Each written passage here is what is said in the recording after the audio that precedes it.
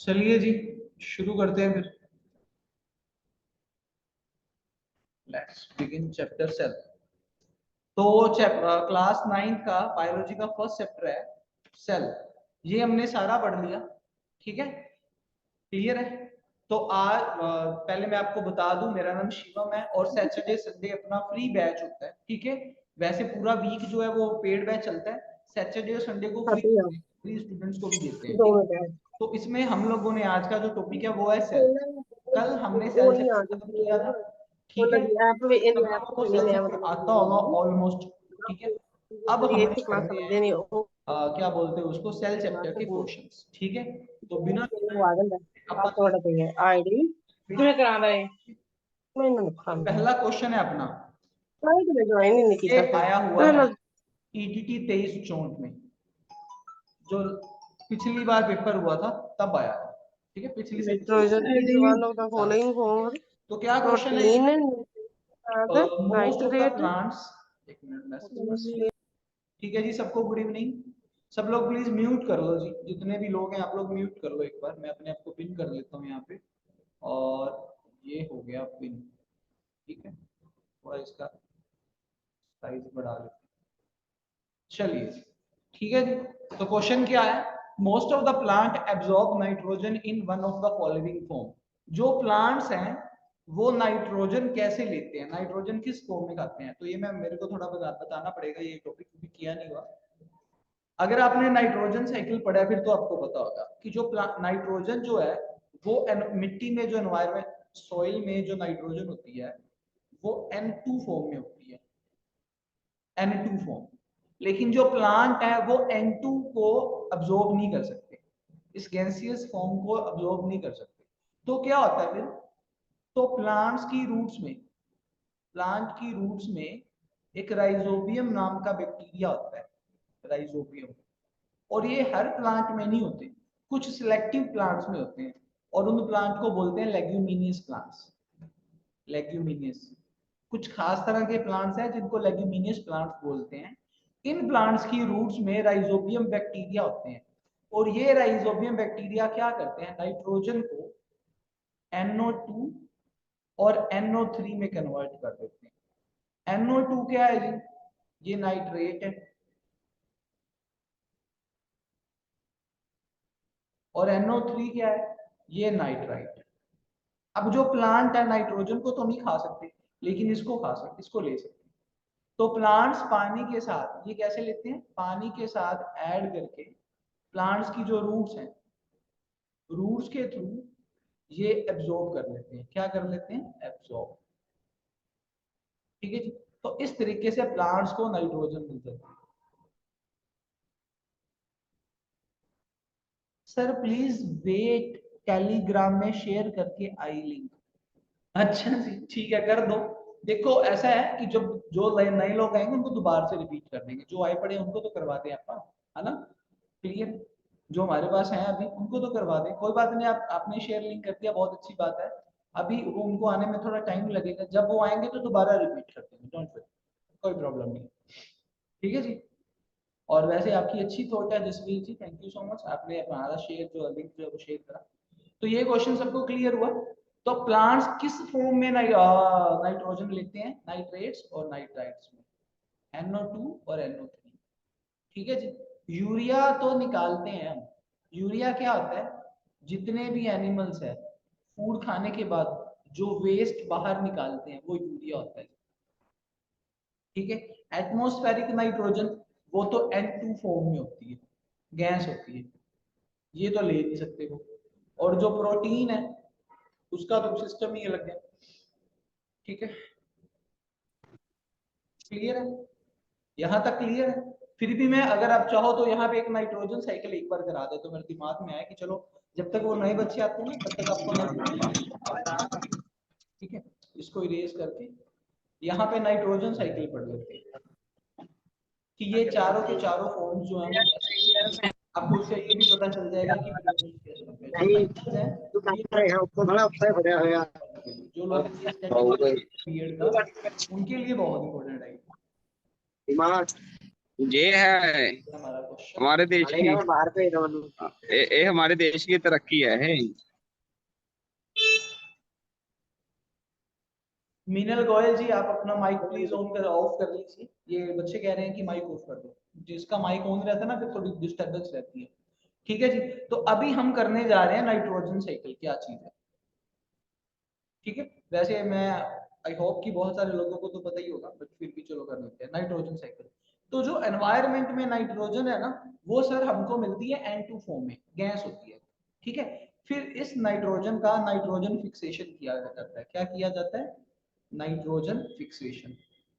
और nitrogen fixation में क्या होता है जी, इस नाइट्रोजन को NO2 और NO3 में कन्वर्ट कर दिया जाता है। और ऐसा करते कौन है? अभी बताया मैंने, राइजोबियम बैक्टीरिया। और ये राइजोबियम बैक्टीरिया मिलते कहाँ हैं? प्लांट्स की रूट्स में। कौन से प्लांट की रूट्स में? Leguminous plants. अब आप पूछोगे कि लेग्यूमिनियस प्लांट्स कौन से होते हैं, है ना? तो मैं आपको बता देता हूँ। लेग्यूमिनियस प्लांट्स की एग्जांपल है पल्सिस, पी, ये ऐसी दाल, ऐसी क्रॉप्स। ठीक है, क्लियर है। इसीलिए एडवाइस करा जाता है कि हम लोगों को एक सीजन में कनक छोड़ के दालें उगानी चाहिए, ताकि मिट्टी में जितनी भी नाइट्रोजन की कमी है वो पूरी हो जाए। क्योंकि जो पल्सीज हैं, ये ऐसे प्लांट्स हैं जो मिट्टी में नाइट्रोजन बनाते हैं। ठीक है, ठीक है। उसके बाद क्या होता है जी? उसके बाद होता है अमोनिफिकेशन। ये जो NO2 और NH3 है, ये अमोनिया बन जाता है। इसको वैसे पहले प्लांट्स ले लेते हैं, यहाँ पे लिखना पड़ेगा। इसको कौन एब्जॉर्ब कर लेते हैं? प्लांट्स। प्लांट्स इसको एब्जॉर्ब कर लेते हैं अपने अंदर पानी के थ्रू, और क्या बना लेते हैं? अमोनिया। इस प्रोसेस को बोलते हैं अमोनिफिकेशन।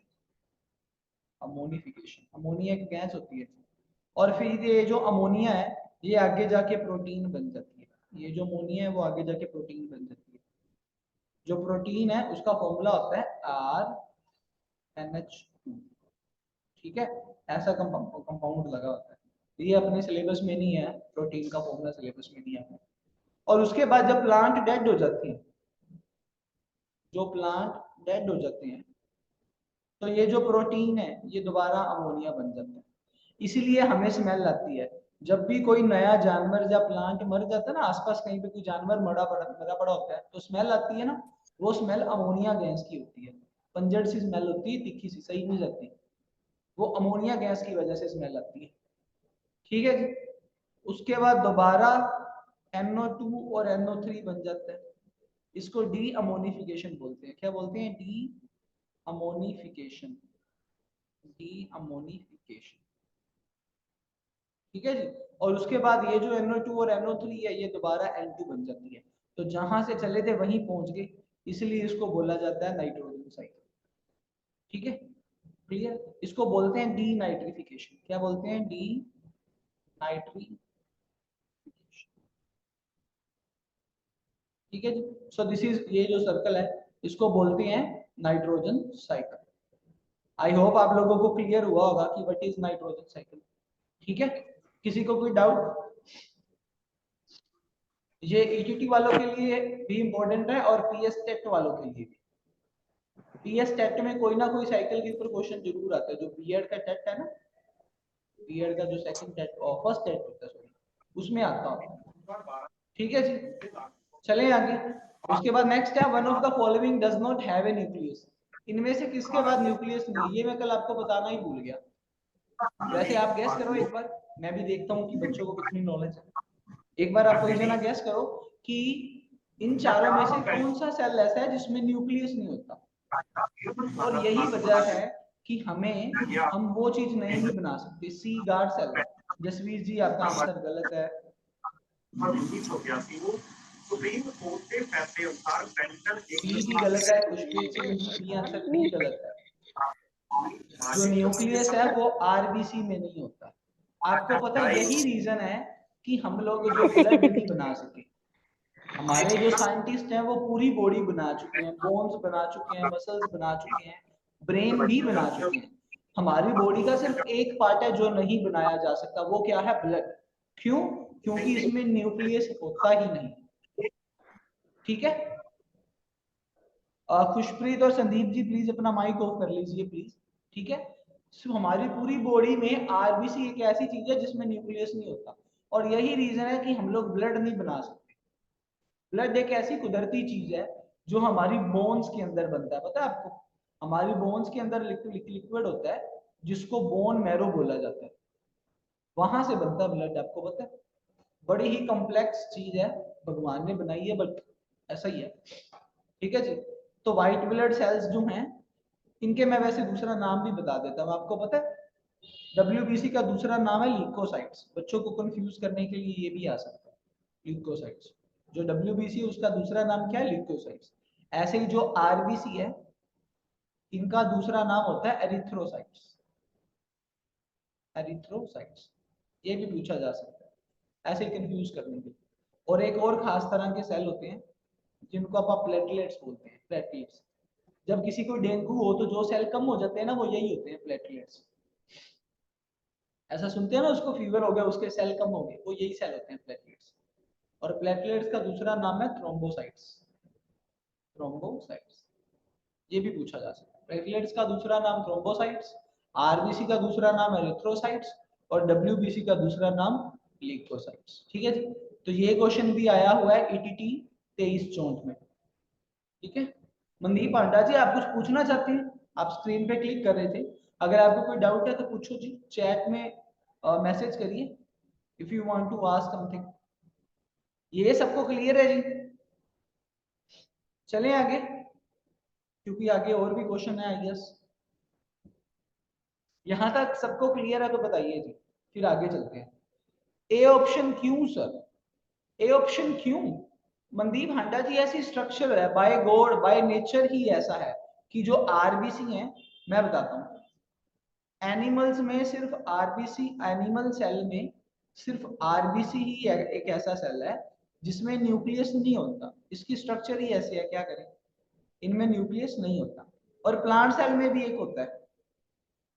प्लांट सेल में अगर आपने पढ़ा हो, प्लांट सेल में एक सीव ट्यूब्स होती है, सीव ट्यूब्स। इन सीव ट्यूब्स में भी न्यूक्लियस नहीं होता, नो न्यूक्लियस। तो एनिमल्स का पूछ लिया, हो सकता है अगली बार प्लांट सेल में से ऑप्शन आ जाए, हो सकता है अगली बार प्लांट सेल में आंसर आ जाए कि जो प्लांट सेल्स हैं, ऐसा कौन सा प्लांट सेल है जिसमें न्यूक्लियस नहीं होता, तो उसका फिर आंसर आएगा सीव ट्यूब। उसका आंसर क्या आएगा? Sieve tube. ये भी पूछा जा सकता है, ठीक है जी। तो जो बच्चे बाद में आए उनको बता दें, हमारा एक पेड बैच चल रहा है जो पूरा हफ्ता चलता है, और उसका टाइम दोपहर का है। अगर आप चाहो तो वो चेंज भी हो सकता है, सॉरी अभी शाम का हो गया उसका टाइम, 6:30 बजे। और सैटरडे संडे को उसी बैच को हम फ्री कर देते हैं। पूरा वीक पेड बैच होता है, लेकिन सैटरडे संडे को जो भी काम कराते हैं वो सभी बच्चों के लिए होता है, ताकि बाकी बच्चे भी, जो बच्चे अभी हमारे साथ नहीं जुड़े, वो भी इसका फायदा उठा सके, ठीक है जी। ठीक है, तो आज और कल ये फ्री बैच चलेगा, और ये हर वीकेंड पे चलेगा, हर सैटरडे संडे चलेगा। और इसमें हम वो क्वेश्चंस करेंगे जो प्रीवियस एग्जाम्स में आए। पूरा हफ्ता मैं टॉपिक करवाता हूँ, ठीक है, चैप्टर्स करवाता हूँ, और सैटरडे संडे को उसके क्वेश्चन करवाते हैं, जो कि सभी बच्चों के लिए फ्री ऑफ कॉस्ट है, ठीक है जी। क्लियर? इसके अलावा मैं ग्रुप में एक वो क्या बोलते हैं, लिंक भी भेज दूंगा मेरे यूट्यूब चैनल का, वहां पे जाके आप सारे टॉपिक्स देख भी सकते हैं, आज तक जितने भी टॉपिक्स हुए, ठीक है जी। चलिए, तो number of species of plants and animals that are present in region constituents, ये थोड़ा अलग सा क्वेश्चन है। ये एक्चुअली ना इस चैप्टर का क्वेश्चन ही नहीं है, ऐसे बीच में ऐड हो गया बाय मिस्टेक। ये जो चैप्टर है, प्रीवियस लेक्चर रिकॉर्डेड है। जसवीर कौर जी, जितने भी लेक्चर्स हैं जो फ्री लेक्चर्स हैं वो तो यूट्यूब पे पड़े हैं, जो रिकॉर्डेड है वो पेड बैच वालों के लिए है। मतलब अगर वो आपको चाहिए तो उसके लिए आपको थोड़ी सी फीस पे करनी पड़ेगी। The number of species of plants and animals that are present in region constitutes, region का मतलब होता है किसी एरिया में, क्वेश्चन है कि किसी एरिया में मिलने वाले प्लांट और एनिमल की स्पीशीज को क्या कहेंगे। किसी एक खास तरह के एरिया में मिलने वाले प्लांट की स्पीशीज का मतलब होता है, यहाँ पे मैं वर्ड क्लियर कर देता हूँ, स्पीशीज का मतलब होता है नस्ल, ठीक है। जैसे प्लांट है कि एनिमल है, इसको स्पीशीज बोलते हैं। हाँ ये बायोडाइवर्सिटी का चैप्टर इसमें ऐड हो गया। चलो टाइपिंग वालों ने थोड़ी सी एरर कर दी, कोई बात नहीं, ये भी कर लेते हैं, ये भी करवाने की कोशिश करते हैं। सर मैं न्यू स्टूडेंट को बता रही हूँ प्रीवियस, अच्छा ठीक है, ओके ओके ठीक है। हाँ कुछ लेक्चर जो है वो यूट्यूब पे फ्री पड़े हैं और कुछ लेक्चर्स जो है वो पेड है, ठीक है ऐसे ही है। द नंबर ऑफ स्पीशीज, तो क्या बोलेंगे उसको, स्पीशीज डाइवर्सिटी। डाइवर्सिटी का क्या मतलब होता है ये भी बता देता हूँ यहीं पे। Diversity means different types of living organism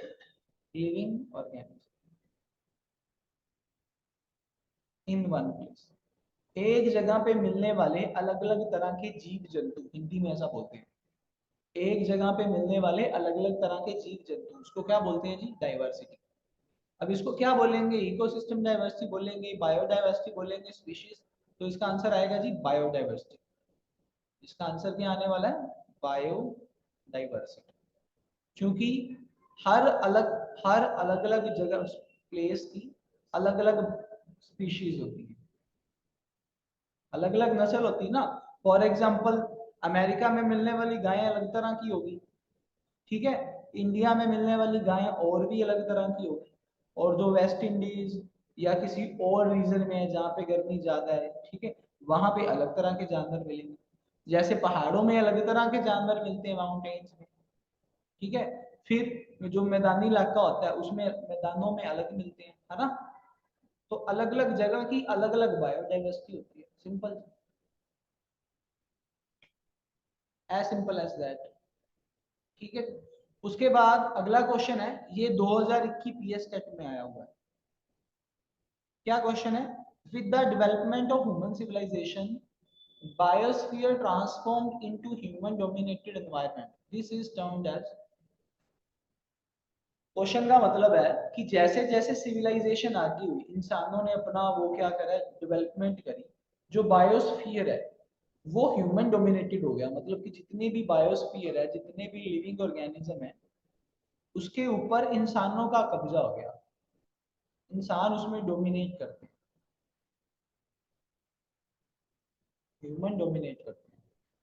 ऐसा क्यों, ऐसी कौन सी जगह है जहां पे इंसानों ने डोमिनेट करा है, ठीक है, तो वो बायोस्फीयर ही है। देखो ये जो लिथोस्फीयर है ये एनवायरनमेंट का एक पार्ट है, हमारा जो एनवायरनमेंट है ना, और जो मीजोस्फीयर है ये एटमॉस्फेयर की एक लेयर है, जो मीजोस्फीयर है ये एटमॉस्फेयर की एक लेयर है, ठीक है। एटमॉस्फेयर की काफी सारी लेयर है, जिसमें सबसे पहले आता है स्ट्रेटोस्फीयर, ठीक है, फिर ट्रोपोस्फियर, फिर मीजोस्फीयर, फिर थर्मोस्फियर, स्ट्रेटोस्फियर, उसके बाद आता है ट्रोपोस्फियर, ठीक है, फिर आता है जी मीजोस्फियर, फिर आता है थर्मोस्फियर, और फिर लास्ट में आता है एक्सोस्फियर। ये एटमॉस्फेयर की लेयर्स होती हैं। ये जो क्वेश्चन है ना ये पीएस टेट वालों के लिए ज्यादा इंपॉर्टेंट है, उनके लिए ज्यादा इंपॉर्टेंट है, ईटीटी वालों के लिए भी इंपॉर्टेंट है, लेकिन बीएड वालों के लिए ज्यादा इंपॉर्टेंट है। यहाँ तक क्लियर है जी। चले आगे, किसी को यहाँ तक कोई ऑब्जेक्शन, कोई डाउट, प्लीज आप लोग पूछ सकते हैं। चलिए, in case of lichens the symbiotic relation exist between, ठीक है, तो बताइए जी, ये क्वेश्चन पहले भी आया हुआ है, जो पुराने स्टूडेंट्स हैं उनको पहले भी ये क्वेश्चन मैंने करवाया हुआ है। अंजलि जी का सबसे fast answer, very good Anjali ji. Algae और फंगस, ये बायोडाइवर्सिटी के क्वेश्चन ज्यादा डले पड़े हैं, चलो वो एक जैसे क्वेश्चन ही होते हैं एक्चुअली। चलो, ए, जसवीर जी का भी ए है, ठीक है, ए आंसर सही है। ए क्यों आया, जिन लोगों को नहीं पता उनको बता देते हैं। एक ना रिलेशन होता है जिसको सिम्बायोटिक रिलेशन बोलते हैं। इस रिलेशन में क्या होता है कि कुछ लोग जो है वो ग्रुप में रहना पसंद करते हैं, ग्रुप में लाइफ बिताते हैं, जैसे कि एल्गी और फंगस। क्या होता है, जो एल्गी का वेस्ट है वो फंगस के लिए फूड बन जाता है, और जो फंगस का वेस्ट है वो एल्गी का फूड बन जाता है। इसीलिए ये दोनों आपको जहां पे भी मिलेंगे इकट्ठे मिलेंगे, दोस्त हैं ये दोनों भाई भाई हैं, जहां पे एल्गी होगी वहां पे फंगस भी होगी। और इसी रिलेशन को बोलते हैं सिम्बियोटिक रिलेशन। ऐसा रिलेशन जिसमें कोई दो तरह के ऑर्गेनिज्म एक साथ ग्रो होते हैं, अकेले ग्रो नहीं होते, एक साथ ग्रो होते हैं। ऐसे रिलेशन को क्या बोला जाता है? ऐसे रिलेशन को क्या बोला जाता है? Symbiotic relation. क्या बोलते हैं ऐसे रिलेशन को? Symbiotic relation. Is that clear जी? ठीक है, तो इसमें क्या आएगा? एल्गी और फंगस आएगा। एल्गी और बैक्टीरिया एक साथ ग्रो नहीं होते, ठीक है जी, नन ऑफ दीज। ठीक है जी, तो बहुत आसान सा क्वेश्चन था। ठीक है, बस इसके लिए आपको ये पता होना चाहिए कि सिम्बियोटिक रिलेशन क्या होता है। ठीक है, और ऐसा पता है प्लांट्स में भी होता है। कभी आप गार्डन, अगर आपने घर पे गार्डन उगाने की कोशिश करी है, आप कभी सिंगल प्लांट उगाओगे ना, वो ग्रो नहीं होता। आप करके देखना, बड़ा मुश्किल से ग्रो होता है। लेकिन आप 4-5 अलग अलग तरह के डिफरेंट टाइप के प्लांट्स ले आओ और फिर ग्रो करो, फिर बड़े अच्छे से ग्रो होंगे। अगर किसी को गार्डन का शौक है, प्लांटिंग का शौक है, मेरे घर में बहुत सारे हैं, पेड़ हैं, ठीक है, तो अगर आप देखोगे ना कि अगर आपने एक ही प्लांट उगाया, वो ग्रो ही नहीं करता, बड़ी मुश्किल से ग्रो करता है। लेकिन आप 4-5-10 तरह के, अलग अलग तरह के, डिफरेंट डिफरेंट तरह के प्लांट्स लेके आते हैं, फिर बड़े अच्छे ग्रो होते हैं। इसको सिम्बियोटिक रिलेशन बोला जाता है। इज दैट ओके जी? चलें आगे। तो हाउ मैनी डिप्लॉयड, ये बड़ा इंपॉर्टेंट टॉपिक है। ये टॉपिक मैंने चैप्टर में भी नहीं कराया क्योंकि मुझे पता था कि जब क्वेश्चन आएंगे तब कराएंगे। ये बहुत इंपॉर्टेंट क्वेश्चन है जी। अच्छा, मुझे लगा कोई ऑप्शन बता रहे हैं आप। हैप्लॉइड सेल और डिप्लॉइड सेल ये क्या होते हैं? तो हैप्लॉइड सेल समझने के लिए आपको एक टॉपिक करवाना पड़ेगा, वो कर लेते हैं यहाँ पे। बहुत इंपॉर्टेंट टॉपिक है। वैसे तो ये क्लास 10th है, बट आपको पता होना चाहिए। अगर आप में से किसी ने रिप्रोडक्शन पढ़ा तो आपको पता होगा। ये A4 बता रहे हैं, चलो देख लेते हैं A4 होता है कि कितना होता है। ठीक है, देखते हैं। अंजलि जी पहले टॉपिक कर लें ताकि बाकियों को भी पता लग जाए क्या होता है जी। दो तरह सेल जो है ना, सेल की डिवीजन, जब एक सेल डिवाइड होके दो बनता है तो वो दो तरीके होते हैं उसके। सेल के टूटने के दो तरीके हैं। एक होता है माइटोसिस, माइटोटिक डिवीजन, और एक होता है मायोसिस। माइटोटिक में क्या होता है? सिर्फ एक सेल होता है, उसका न्यूक्लियस पहले एक था, उसका उसका न्यूक्लियस पहले एक था, फिर डबल हो जाता है, और उसके बाद वो दो सेल बन जाते हैं।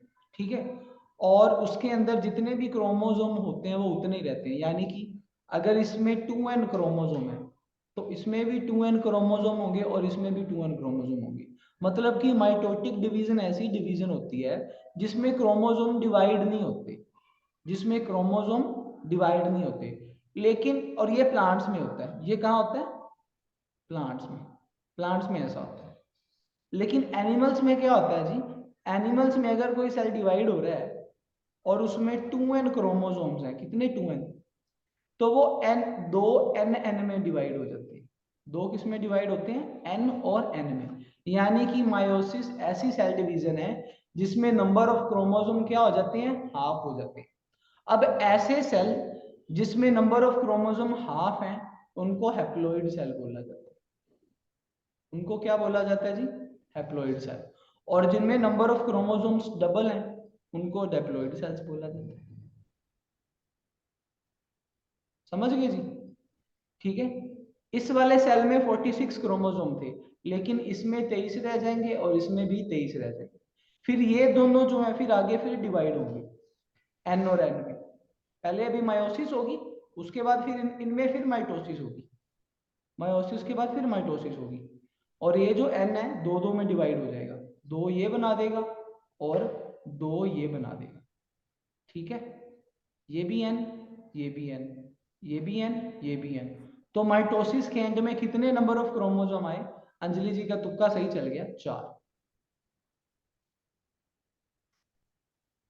तो इसका जो टॉपिक है वो क्या है, इसका लॉजिक क्या है कि जो हैप्लॉइड सेल्स हैं, जो हैप्लॉइड सेल्स हैं उसमें नंबर ऑफ क्रोमोसोम क्या होते हैं? हाफ क्रोमोसोम होते हैं। यानी कि जिस सेल से वो बने हैं उसमें जितने भी क्रोमोसोम होंगे इसमें हाफ हो जाएंगे। ठीक है, और जो डाइप्लॉइड सेल्स हैं जो प्लांट्स में होते हैं वो डिप्लॉइड सेल्स होते हैं, क्योंकि उसमें नंबर ऑफ क्रोमोसोम हाफ नहीं होते, उतने ही रहते हैं। ठीक है, इसमें 2n थे, इसके दोनों में 2n है, लेकिन इसमें ये जो 2n है वो n और n में डिवाइड हो गया, नंबर ऑफ क्रोमोसोम हाफ हो गया। ऐसी डिवीजन जिसमें नंबर ऑफ क्रोमोसोम हाफ हो जाए, जी सर क्लास डेली लगती है but free class Saturday Sunday को लगती है, बाकी पेड बैच है जी। ठीक है, शाम को 6:30 बजे क्लास लगती है, पेड स्टूडेंट उसमें आते हैं जी। ठीक है जी, न्यूक्लियस डिवाइड होता है जी, ऊपर किसी ने पूछा, मैंने आज देखा नहीं उसका मैसेज। न्यूक्लियस डिवाइड होता है जी, होता है, लेकिन उसके जो क्रोमोसोम है वो डबल हो जाते हैं। क्या होता है? डबल होते हैं। देखो मैं दोबारा से बता देता हूँ, ये जो सेल है ना, इसमें सबसे पहले न्यूक्लियस ही डिवाइड होता है। तो जब न्यूक्लियस डिवाइड होता है तो वो डिवाइड होने से पहले अपना सारा मटेरियल डबल कर देता है। जब सेल ने डिवाइड होना होता है ना, उसको पहले ही पता होता है कि मैंने आगे जाके डिवाइड होना है, तो न्यूक्लियस के अंदर जितना भी मटेरियल है उस मटेरियल को डबल कर दिया जाता है, कॉपी कर देते हैं। कॉपी समझते हो ना, जिस मोबाइल में कॉपी करते हैं, उसकी एक एक कॉपी बना के रख लेते हैं। ठीक है, तो 2n 2n, ये भी 2n और ये भी 2n। ठीक है, ये माइटोसिस में ऐसे होता है। लेकिन मायोसिस में क्या होता है, जो एक सेल है उसके क्रोमोसोम डिवाइड हो जाते हैं, n क्रोमोसोम इधर आ जाएंगे, n इधर आ जाएंगे, 2n है। तो क्लियर हुआ? ये बहुत इंपॉर्टेंट टॉपिक है। हैप्लॉइड सेल डिप्लॉइड सेल क्या होते हैं, आप सिर्फ इतना याद रख लो, हैप्लॉइड सेल में आधे क्रोमोसोम होते हैं, और डिप्लॉइड मतलब डबल, उसमें डबल क्रोमोसोम होते हैं, मतलब जितने सेल में है उतने ही होंगे। ठीक है, हैप्लॉइड में आधे हो जाते हैं। समझे बात को? और मायोसिस एनिमल्स में होता है, ये भी याद कर लो। एनिमल्स में दोनों होता है, मायोसिस भी माइटोसिस भी, लेकिन प्लांट्स में सिर्फ माइटोसिस होता है, प्लांट्स में मायोसिस नहीं होता। क्लियर हुआ जी? ये टॉपिक हल्का सा मुश्किल है बट इंपॉर्टेंट बहुत है। लो जी, नेक्स्ट आगे आपका, ये क्वेश्चन तो सबको आंसर देना चाहिए क्योंकि मैंने नाइट्रोजन साइकिल कराया है। विच bacteria is responsible for nitrogen cycle? ये अपना काम नहीं है, ये आप खुद कर लोगे। ये सब लोग आंसर दे सकते हैं इसका। नाइट्रोजन साइकिल में हमने पढ़ा था राइजोबियम बैक्टीरिया। राइजोबियम बैक्टीरिया क्या करते हैं जी, नाइट्रोजन को NO2 और NO3 में कन्वर्ट कर देते हैं। और ये राइजोबियम बैक्टीरिया मिलते कहाँ हैं जी? लेग्यूमिनियस प्लांट्स में। और लेग्यूमिनियस प्लांट्स की एग्जांपल, लेग्यूमिनियस प्लांट्स की रूट्स में मिलते हैं। और लेग्यूमिनियस प्लांट्स की रूट्स की एग्जांपल क्या है जी? एग्जांपल है पल्सेस, जितनी भी दालें हैं, और पी, छोले, चना होता है ना, चना उसमें होता है जी। ठीक है जी, तो जसवीर जी और अंजलि जी हमेशा की तरह टॉप कर रहे हैं आंसर देने में। ठीक है जी, नेक्स्ट चले। Which organelle is known as powerhouse of the cell? ये तो बच्चे बच्चे को आता है। Powerhouse of the cell किसको बोलते हैं, बता दो जी। लो जी, खुशप्रीत सिंह का भी आंसर आया इस बार, माइटोकॉन्ड्रिया। सबको पता है, लेकिन क्यों, ये कौन बताएगा क्यों होता है ऐसा? क्योंकि माइटोकॉन्ड्रिया में ग्लूकोज को तोड़ के क्या बनाई जाती है जी? ATP बनाई जाती है, एनर्जी बनाई जाती है। और वो एनर्जी कहाँ बनती है? माइटोकॉन्ड्रिया। इसलिए इसलिए बोलते हैं पावर हाउस। क्यों बोलते हैं उसको? बिकॉज ADP कन्वर्जन इनटू, नहीं अंजलि जी, ADP चलो कह सकते हैं, लेकिन ये प्लांट में होता है। ठीक है, कह सकते हैं, मान लेते हैं आपकी बात। लेकिन आप लोगों को ध्यान के लिए बता दूं कि ये सारी रिएक्शन माइटोकॉन्ड्रिया में नहीं होती। लास्ट 10 मिनट की क्लास है तो फटाफट करते हैं। ये जो सारी रिएक्शन है ये माइटोकॉन्ड्रिया में नहीं होती। इसका जो फर्स्ट पार्ट है वो साइटोप्लाज्म में होता है। इसके फर्स्ट पार्ट का नाम है ग्लाइकोलाइसिस, और ग्लाइकोलाइसिस का मतलब है ग्लूकोज को तोड़ना। तो ग्लूकोज को तोड़ के पायरुविक एसिड बना दिया जाता है। क्या बना दिया जाता है? Pyruvic acid. और ये सारा स्टेप कहाँ होता है? साइटोप्लाज्म में। ये फर्स्ट स्टेप है इस रिएक्शन का। जो सेकंड स्टेप है वो होता है माइटोकॉन्ड्रिया। और सेकंड स्टेप में क्या होता है? ये जो पायरुविक एसिड है, पायरुविक एसिड है जो, इस एसिड को CO2 H2O और ATP में कन्वर्ट कर दिया जाता है। और ये जो सेकंड स्टेप है ये होता है माइटोकॉन्ड्रिया। ठीक है जी, तो आपको कंफ्यूज करने के लिए ऊपर वाला क्वेश्चन आ सकता है कि ग्लाइकोलाइसिस, ग्लूकोज को कहाँ तोड़ा जाता है, तो आंसर आएगा साइटोप्लाज्म। लेकिन अगर बोलें कि पावर कहाँ बनती है, वो माइटोकॉन्ड्रिया होगा। ठीक है जी। इसके अलावा एक और नाम है, ये जो ऑर्गेनेली है बहुत इंपॉर्टेंट ऑर्गेनेली है, इसको सेमी ऑटोनोमस ऑर्गन भी बोलते हैं। क्या बोलते हैं, याद रखना, सेमी ऑटोनोमस, इसको सेमी ऑटोनोमस ऑर्गन बोलते हैं। ऐसा क्यों बोलते हैं, क्योंकि न्यूक्लियस के बाद ये अकेला ऐसा ऑर्गेनिज्म है जो अपने आप को रेप्लिकेट कर सकता है। रेप्लिकेट का मतलब अपने जैसे और माइटोकॉन्ड्रिया बना सकता है। पूरे सेल में दो लोग हैं जो अपने आप अपने जैसे और लोग बना सकते हैं, एक तो न्यूक्लियस और एक माइटोकॉन्ड्रिया। पूरे सेल में दो ही लोग ऐसे हैं जो अपने जैसे और ऑर्गेनेली बना सकता है। न्यूक्लियस अपने जैसा एक और न्यूक्लियस बना सकता है, और माइटोकॉन्ड्रिया भी अपने जैसे और माइटोकॉन्ड्रिया बना सकता है। ठीक है जी। हाँ जी बिल्कुल।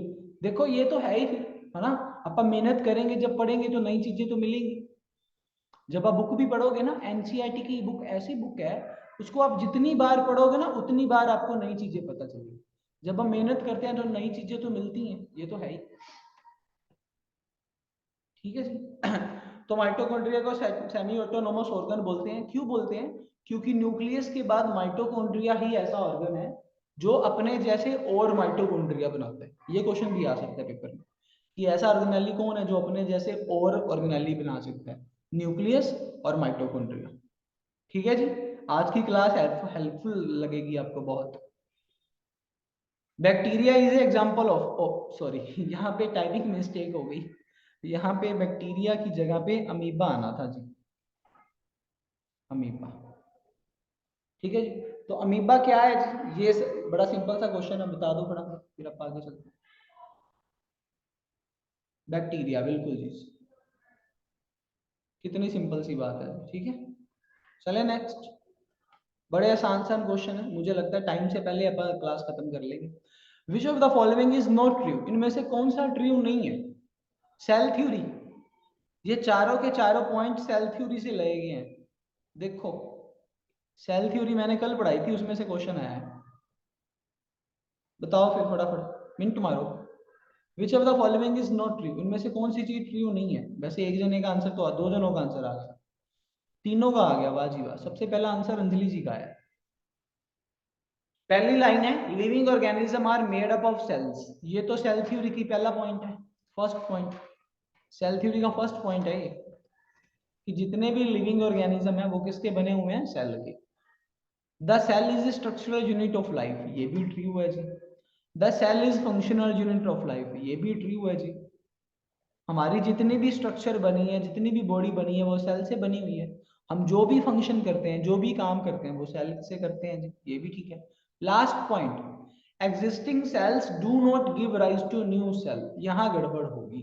वो कहता कि जो सेल हैं वो अपने जैसे नए सेल नहीं बनाते, और नए सेल नहीं बनाते तो फिर दुनिया ही खत्म हो जाए, फिर हम लोग ग्रोथ ही नहीं करेंगे।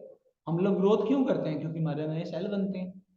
तो जो ओल्ड सेल हैं वो क्या करते हैं, अपने अंदर से न्यू सेल बनाते हैं, न्यू सेल बनाते हैं। और ये बात किसने कही थी, विर्चॉफ, याद रखना। और ये सेल थ्योरी का थर्ड पॉइंट है, सेल थ्योरी के 3 पॉइंट थे, थर्ड पॉइंट है ये। तो ये ऑप्शन गलत है जी, बाकी क्रॉस कर दो। ठीक है जी। देखो कितने आसान क्वेश्चन आए हुए हैं, ये 2013 में आया है पीएस टेट में। लो जी, तो स्लाइड्स खत्म होगी। आज हमने टाइम से पहले सारी क्लास खत्म कर ली। ठीक है जी। तो जितने भी स्टूडेंट्स यहाँ क्लास लगा रहे हैं उनको मैं बता देता हूँ एक बार फिर से, पूरा हफ्ता हमारा पेड बैच चलता है जी, और सैटरडे संडे हम उस पेड बैच को फ्री कर देते हैं ताकि बाकी स्टूडेंट्स भी उसका फायदा ले सकें। लेकिन अगर आपको ये क्लास अच्छी लगी और आपको लगता है कि हमको पूरा टॉपिक डिटेल में करना है, तो आप हमारे पेड बैच में रजिस्टर करा सकते हैं, जिसकी फीस है 2100। ठीक है जी।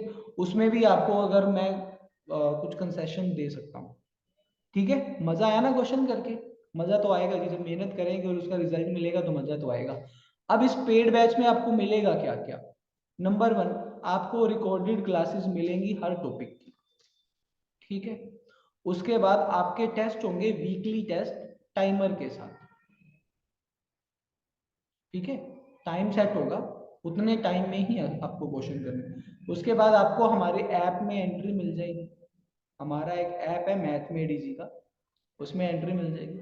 उसके बाद आपको हर टॉपिक के 100+ MCQ मिल जाएंगे हर चैप्टर के, और आपके सिलेबस में 26 चैप्टर हैं, यानी कि आप लगभग 3000 क्वेश्चन कर लोगे पेपर से पहले।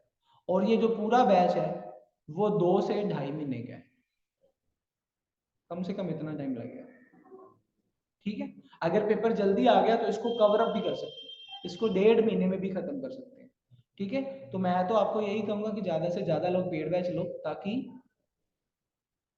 हाँ जी जसवीर जी, ये तो है जो मैं वही कह रहा हूँ, अंजलि जी को भी कह रहा हूँ कि जब मेहनत करते हैं तो सीखने को तो मिलता है, और मजा तब आता है जब आपका कॉन्फिडेंस लेवल अप होता है, जब टॉपिक पढ़ने के बाद सारे क्वेश्चन सोल्व होते हैं, वो भी पेपर वाले क्वेश्चन जब सोल्व होते हैं ना, तो मजा तो आएगा ही, ठीक है जी। क्लियर है जी। तो कल मिलेंगे आपको फिर इसी टाइम पे 6:30 बजे। कल की क्लास भी बिल्कुल फ्री ऑफ कॉस्ट है, ठीक है, ताकि ज़्यादा से ज़्यादा लोग लगा सके। तो आप लोग भी मैक्सिमम स्टूडेंट्स को शेयर करिए हमारे बारे में, ठीक है, और वो भी अपनी डेमो क्लास लगाने के लिए यहाँ आ जाएं, और उनको भी, ठीक है। और जो फाजिलका से स्टूडेंट्स हैं उनको तो मैं ये बोलूँगा कि आप ऑफलाइन भी आ सकते हैं, अगर कोई भी जो ऑफलाइन आना चाहता है तो ग्रुप में बोल देना, ठीक है। ऐड कैसे करूं? आप हमारे ग्रुप का लिंक उस टेलीग्राम ग्रुप में डाल दो जसवीर जी, हमारा एक ग्रुप का भी लिंक होता है ना, उस ग्रुप का लिंक मैं आपको सेंड करता हूँ, वो लिंक को आप टेलीग्राम में ऐड कर दो। पेपर जी ऐसा है, पहले तो PS टेट होना है, पहले तो पी टेट होगा, ठीक है जी, और वो जनवरी के एंड से पहले नहीं होता। उसके बाद तो आप आइडिया लगाओ फेब मार्च तक, फेब या मार्च का आइडिया लगा के चलो। इसलिए बोल रहा हूँ कि हमारे पास ज्यादा से ज्यादा 2 टाइम ही नहीं है, और उतने टाइम में ही बैच कंप्लीट होगा। इसलिए बोल रहा हूँ कि आप सब लोग कोई ना कोई बैच पेड ले लो और सारा का सारा टॉपिक खत्म कर दो, ठीक है। टॉपिक आपको आते हैं, मुझे पता है, टॉपिक की प्रॉब्लम नहीं है, प्रैक्टिस हो जाती है। टाइमर के साथ जब प्रैक्टिस करते हैं ना, और जो बाकी बच्चों के साथ कंप्लीट करते हैं, तो प्रोग्रेस तो होती है, फायदा तो होता है, ठीक है जी। चलो जी, कल मिलेंगे सेम टाइम पे, 6 मंथ के बाद हो जाए, चलो ठीक है। इतना लेट हो गया, बहुत सारे बच्चे ऐसे हैं जो तैयारी करके बैठे हैं बेचारे। नियर अबाउट मेरे ख्याल से कम 3 महीने और लगेंगे, 3 महीने तो लग ही जाएंगे बड़े आराम से, चिंता ना करो। मेरी ऐसी सिक्स सेंस बोल रही है कि ऐसे मेरे को आइडिया लग रहा है कि 3 महीने से पहले तो नहीं होता, क्योंकि अप्रैल में इनका नया सेशन स्टार्ट होता है, उससे पहले तो क्या ही ज्वाइनिंग कराएंगे, तो 3 महीने से पहले तो नहीं होगा। यानी कि मार्च ही लगा के चलो, फेब में भी मुश्किल है, मार्च में शायद हो पेपर, मार्च में ही होगा। और हमारे पास वही 2 से 3 महीने हैं तैयारी करने के लिए, तो मैं फिर आप लोगों से यही रिक्वेस्ट करूंगा कि आप सब लोग अपनी तैयारी खींच के रखो। मेरे मुंह में घी शक्कर, थैंक यू जी।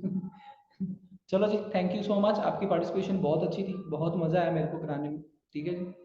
कल मिलते हैं, इसी तरह पार्टिसिपेट करते रहिए, थैंक यू सो मच, कल मिलते हैं 6:30 बजे।